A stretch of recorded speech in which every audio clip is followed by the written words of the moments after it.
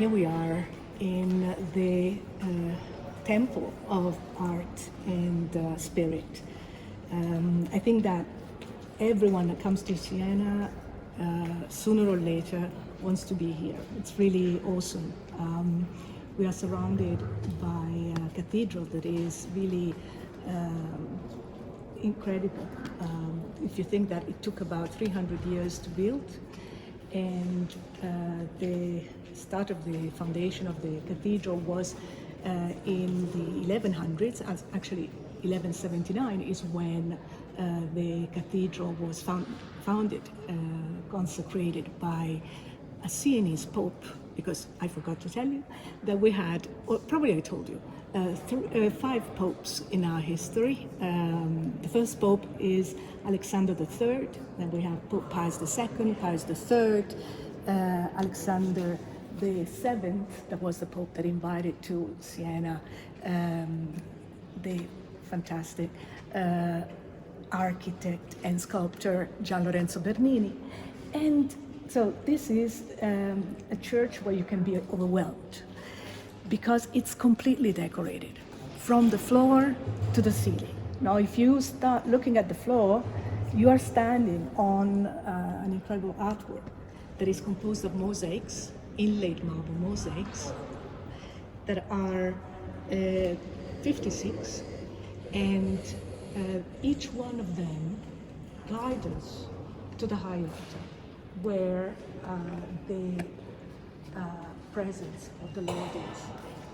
And we start with a figure that you see now.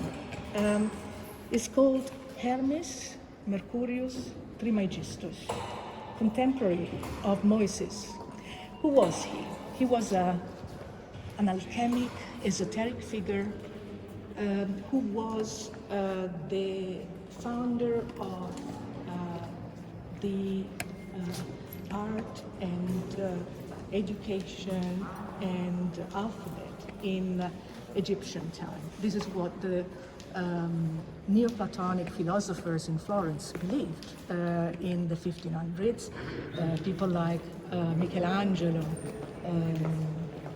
also Lorenzo il Magnifico, and so many of the artworks that you can find in Florence, like for example Venus by Botticelli. Botticelli was another one of the Neoplatonics. Were based on the belief of alchemy, transformation of simple mineral into gold, for example.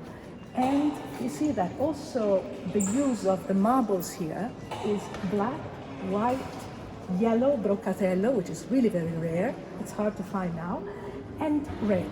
So the 4 colors of transformation in alchemy thought. There are sphinxes here. So at the entrance of the cathedral, you are guided by a pagan symbol that is going to reach with you the infinite. See the infinite symbol in the tails of the sphinxes, and many descriptions also are in Latin, and they refer to the first philosopher that talked to everyone about Hermes Trismegistus. It was the philosopher Lattanzio, and we are going to find out more symbols in this way to the high altar. Look at also the water spouts with Hercules. You see, Hercules is the man that is tied up, and he has the lion skin on his head. They date from the 1400s, for example. Here we have someone we know. We've been yesterday, we were in Piazza del Campo, and the wolf was everywhere. And so you see that also in the cathedral, the wolf is present with the 2 boys that are Ascius and Sinius, so the founder of Siena. Lucca Florence. Florence is a lion, because the lion is the symbol of the Marzocco, so the symbol of Mars. That is one of the symbols of Firenze, Florence. Arezzo, the horse. Orvieto, the goose. Rome is symbolized here by an elephant with a castle. That is also the symbol of my community, elephant and castle. Then we have, for example, Perugia, Viterbo, Pisa, so the city-states that were loyal to their popes in the 1300s. And so Siena, that was for quite a long time loyal to the emperor, here declares that at the side she will stay together with is the so-called Guelph, so the loyalty to the popes. We have many popes here that are all the way around us. You see, we have 172 popes that are starting with Peter, and the last one is the Pope who consecrated this church in 1179, called Pope Alexander III. Imagine that it is also possible to visit the cathedral from the top. So we call them sottotetti, under the roofs. And so you can walk where you see the cross vaults with the stars, like heaven, of course, on top of it, and reach the dome and walk outside. And then coming inside again, follow the bridge, that is the round arch that we can see with the two angels at the very top over there, and then enjoy the beautiful view that is all around the Cathedral of Siena and the Chianti, but also the area of the Val d'Orcia, south of Siena. Look at this. We're still in the cathedral, but in a room that is probably one of the reasons to come to Siena, and it's called the Piccolomine Library.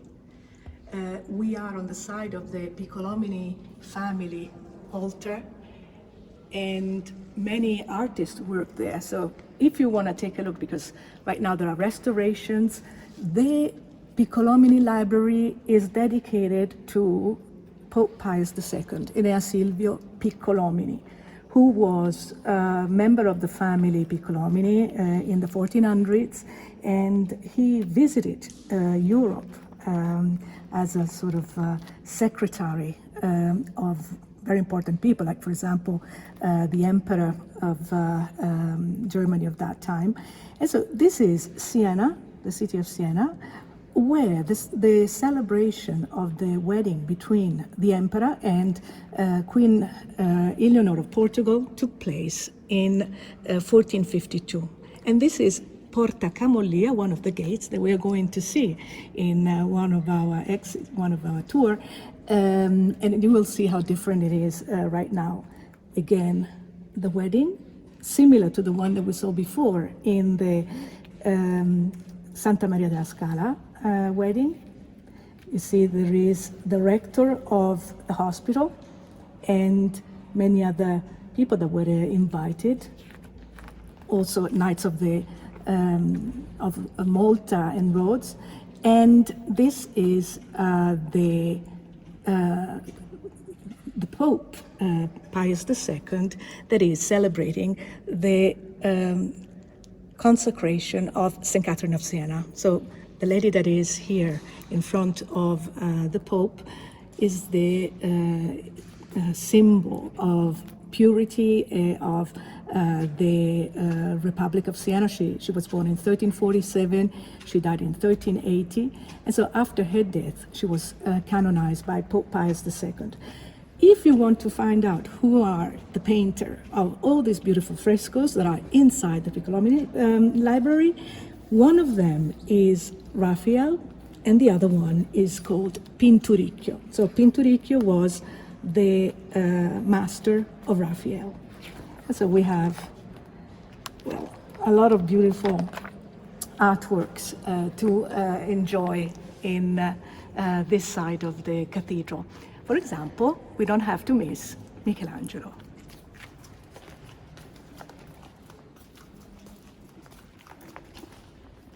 We have here the altar of the family Piccolomine and 4 statues that are exposed here are by Michelangelo. So the most famous of all is St. Paul.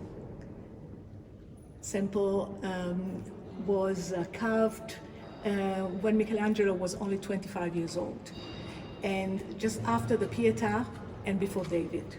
So he left Siena because of the David. He actually had started also St. Peter, St. Augustine, and St. Gregory. And you see that at the very, very top, there is an empty niche, just like what we saw when we were in Piazza del Campo. And that is because Michelangelo had no time to stay because of the David, and he wanted to start completing in Florence. Mary and the baby Jesus here are very pretty, small. Actually, the boy is very big, by Giovanni di Fei, and it is a symbol of nutrition. So the baby boy is breastfed by his mother, and just like humanity is receiving the spiritual help by Mary and Jesus.